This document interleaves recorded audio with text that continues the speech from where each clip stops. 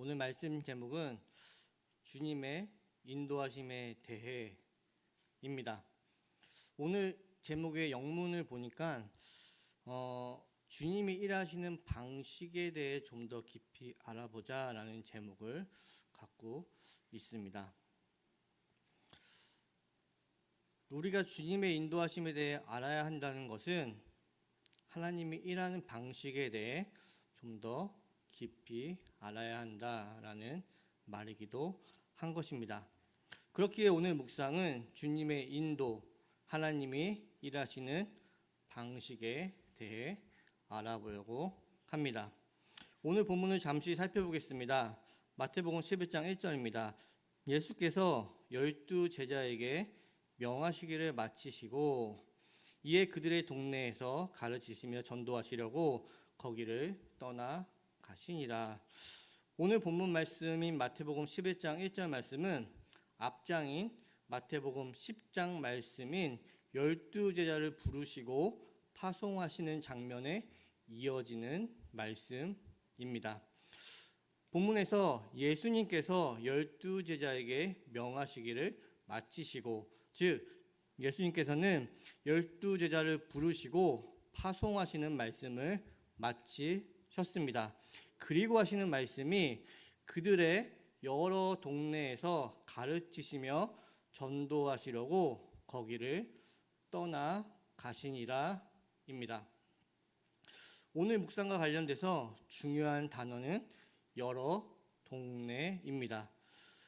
여러 동네는 제자들의 출생지로 볼 수도 있고 제자들이 복음을 전파한 각 동네, 즉 갈릴리 주변 지역으로 보기도 합니다.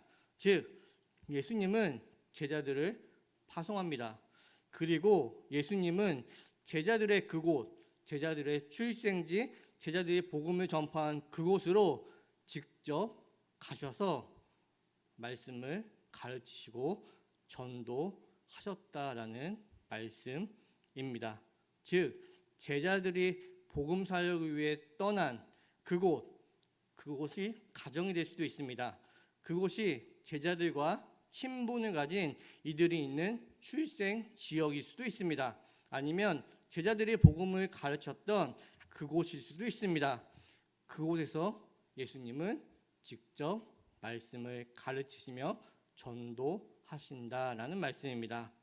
즉 제자들의 빈자리에서 예수님은 말씀을 가르치시고 전도하신다라는 말씀인 것이죠.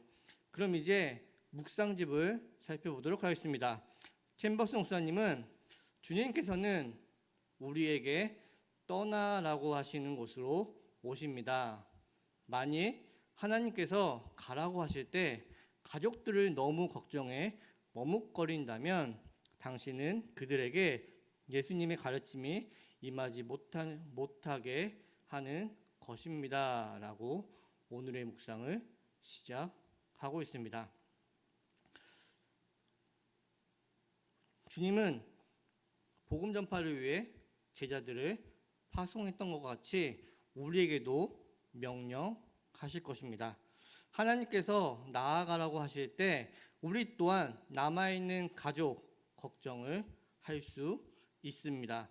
그러나 오늘 본문에서 보았듯이 내가 하나님의 명령에 따라 나아갈 때 나의 빈자리를 우리 주님이 직접 오셔서 책임져 주십니다. 그렇기에 내가 주님의 명령을 받았음에도 가족 걱정에 머뭇거린다는 것은 챔버스 목사님 말씀처럼 그들에게 예수님의 가르침이 임하지 못하게 하는 것, 어떤 의미에서는 주님의 가르침을 빼앗는 결과로까지 이어진다라는 것입니다.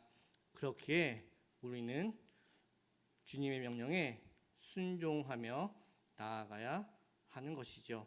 내가 주님의 명령에 순종으로 나아간다는 말은 나에게 맡겨진 사역을 감당한다는 말이기도 하지만 그와 동시에 나의 빈자리, 내가 떠난 가족 등 내가 사랑하는 사람들을 예수님께 직접 맡기는 믿음 가운데로 나아가는 모습이기도 한 것입니다. 그렇기에 우리가 불순종하게 되면 하나님의 사역을 감당하지 못하는 것뿐 아니라 내 주변에 내가 사랑하는 사람들에게 주님의 가르침을 빼앗는 결과로까지 이어질 수 있다라는 것이죠. 생각해 보면 가족, 주변 사람들을 내가 직접 돌보는 것보다 주님께서 직접 맡아주신다면 이 얼마나 큰 영광이겠습니까? 내가 알고 있는 것보다 주님이 맡아주시면 얼마나 완벽하겠습니까? 순종을 통해 나에게 맡겨진 사역을 감당해 나가시길 바랍니다. 또한 순종을 통해 여러분들이 사랑하는 가족, 주변 사람들을 주님이 직접 맡아주시는 영광과 완벽함을 경험하고 누리며 나아가시길 바랍니다. 이제 이를 좀 더 확장해서 살펴볼까 합니다. 주님의 명령에 따라 순종하는 길에는 가족 등 주변 사람들에 대한 걱정뿐 아니라 내가 처한 상황, 환경 등 걱정거리가 참 많은 것 같습니다. 그러나 이 또한 오늘 본문 말씀에 적용됩니다.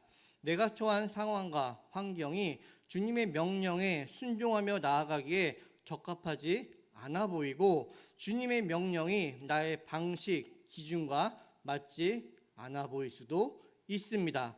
그럼에도 순종하며 나아가게 되면 주님이 상황과 환경을 직접 다뤄 주실 줄을 믿습니다.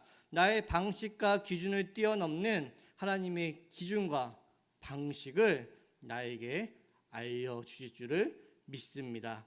이에 더해 우리는 주님이 직접 자신의 상황, 환경, 방식, 기준을 다루시는 것을 보게 될 것입니다. 경험하게 될 것입니다. 그러므로 우리는 주님을 알게 되고 주님의 인도하심을, 그 방식을 배워 나가게 되는 것이죠. 즉 우리는 순종을 통해 이전과는 전혀 다른 주님이 인도하시는 방법을 배우게 됩니다. 이것이 우리가 순종해야 하는 이유입니다. 우리는 순종을 율법적인 차원에서 순종해야 한다라고 생각하기 쉽습니다. 그러나 실제로 성경은 우리에게 순종해야 하는 이유를 우리는 순종을 통해서 하나님을 알아가고 하나님의 방식을 배워가기 때문이다라고 설명하고 있습니다.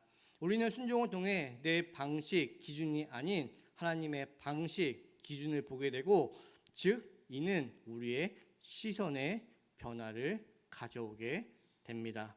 즉 순종을 통해 그리스도인으로 새로운 삶을 살아갈 수 있게 되는 것입니다. 그럼에도 불구하고 앞으로 우리는 여러분들의 삶은 분명 하나님의 말씀, 명령과 나의 방식, 기준이 논쟁하는 자리에 서게 될 것입니다. 또한 하나님이 주관하시는 상황과 환경과 내가 허용할 수 있는 상황과 환경 사이에 논쟁을 벌이게 될 것입니다. 또한 내가 돌봐야 하는 가족과 주님이 직접 돌봐주시는 간격 사이에 논쟁을 벌이게 될 것입니다. 그것이 우리가 정한 현실일 것입니다.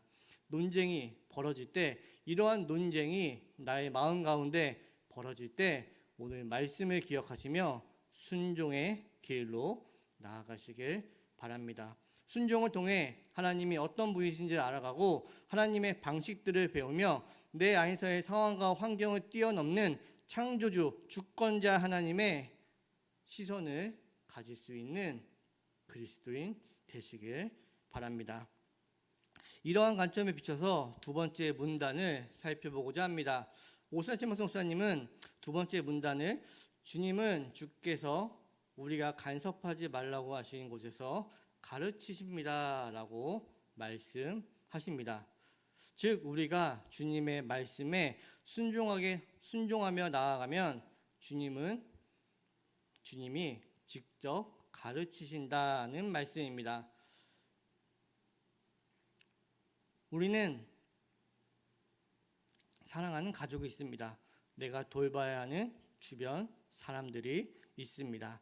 하지만 그들을 돌보기 위해 주님의 말씀을 따르지 못한다면 이보다 더 아이러니한 일은 없을 것입니다. 오늘 묵상에서는 주님의 말씀에 따르면 내가 사랑하는 가족이나 내가 돌봐야 하는 사람들까지도 주님은 친히 돌보시고 가르쳐 주신다는 말씀입니다.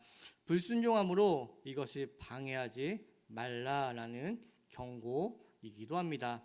챔버스 목사님은 이에 대해 우리는 우리의 입을 다물고 영이 깨어 있도록 해야 합니다.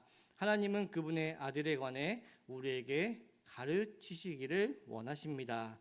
즉 우리의 시선, 우리가 집중해야 하는 것은 내가 사랑하는 사람들이 아니라 하나님의 말씀이라는 것입니다.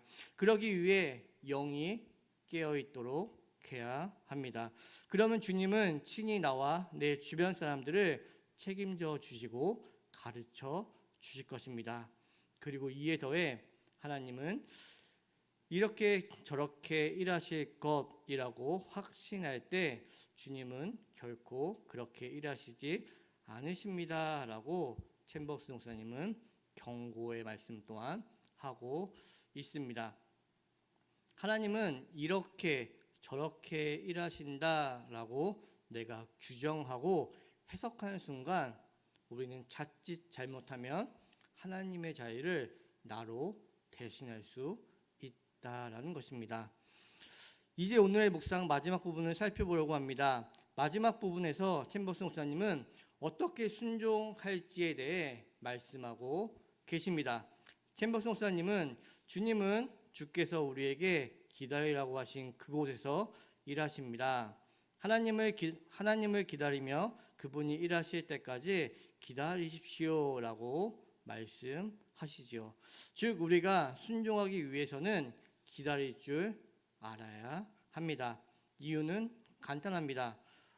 우리의 순종은 하나님의 말씀에 대한 순종이기에 하나님 말씀을 듣고 배우는데 기다림이 필요한 것이죠. 여기서 기다림은 아무것도 하지 않고 가만히 있는 기다림을 뜻하는 것이 아닙니다.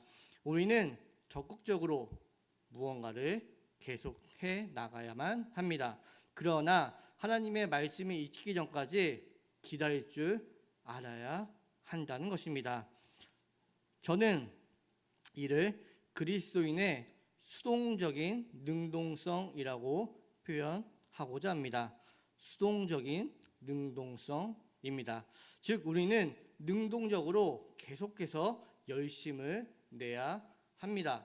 그러나 우리의 열심은 하나님의 말씀을 기다리고 듣고 배우는 데 기반을 둔 수동적인 모습에 기반한 능동성이어야 한다라는 것입니다. 방주 안에 있던 노아는 창세기에 나오는 방주 안에 있던 노아는 홍수가 끝나고 물이 줄어드는 상황 속에서 언제 방주 밖으로 나갈지에 대해 수동적이고 능동적인 순종의 모습을 보여주고 있습니다. 창세기 8장을 보면 물이 줄어들기 시작합니다. 이때 노아는 까마귀와 비둘기 등을 보내 물이 줄어듦을 확인하는 적극성, 능동적인 모습을 보입니다. 그러나 노아는 하나님이 말씀하시기 전에는 방주에서 나오지 않습니다. 노아는 하나님이 말씀하신 후에야 그때서야 방주에서 나옵니다. 우리의 순종 또한 이러한 모습이어야 한다는 것이죠. 노아가 까마귀, 비둘기를 보내 물이 줄어듦을 확인한 같이 우리는 능동적이고 적극적으로 열심을 내고 움직여야만 합니다. 그러나 우리를 움직이는 힘은 노아가 까마귀와 비둘기를 통해 물이 줄어듦을 확인하였음에도 하나님의 말씀이 있기 전에 방주 밖을 나오지 않았던 것과 같이 나의 판단, 나의 노력이 아니라 철저히 하나님 말씀이어야 합니다. 말씀을 마치도록 하겠습니다. 오늘 말씀 제목은 주님의 인도하심에 대해, 즉 주님이 일하시는 방식에 대해 좀 더 깊이 알아보자라는 것이었습니다. 주님은 우리의 순종을 통해 일하십니다. 우리는 순종을 통해 하나님을 알아가게 됩니다. 이는 하나님의 방식을 배우고 하나님 나라 백성으로의 이전과는 전혀 다른 시선과 방식을 배워나가게 된다라는 말씀입니다. 오늘 하루도 주님의 인도하신 가운데 거하시길 바랍니다. 주님의 일하시는 방식을 배워나가시길 바랍니다. 이는 순종을 통해 배워나가게 될 것이며, 이는 여러분들의 상황, 환경, 기준을 뛰어넘는 하나님이 이루어 가실 것입니다. 이것이 그리스도인인 우리가 누릴 수 있는 특권입니다. 우리는 이전과 전혀 다른 방식으로 살아가게 됩니다. 이전과는 전혀 다른 삶이 오늘일 줄 믿습니다. 이전과 다른 삶인 오늘이 여러분들을 기다리고 있습니다. 오늘 하루 이러한 기대를 가지고 나아가시길 바랍니다. 오늘 하루 은혜가 넘치시는 그러한 하루가 되시길 주님의 이름으로 축복합니다. 삼위일체 하나님 감사합니다. 이 예배를 허락하시고 말씀을 선포하게 하시면 감사합니다.